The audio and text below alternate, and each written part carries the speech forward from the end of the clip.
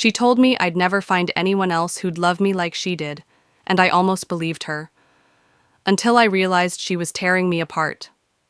When I met Lisa, she swept me off my feet. She was intense, passionate, and always made me feel like the center of her world. But it didn't take long for her affection to turn into something suffocating. At first, it was little things. She'd text me constantly, wanting to know where I was, who I was with. If I didn't respond right away, she'd accuse me of ignoring her.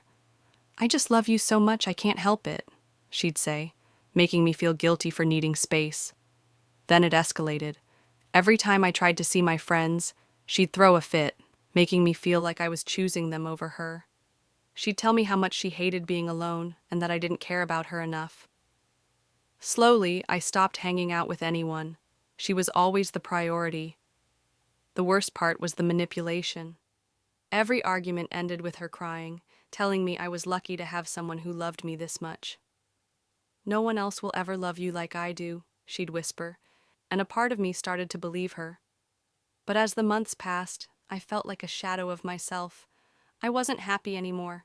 Everything revolved around keeping her calm, walking on eggshells to avoid a fight.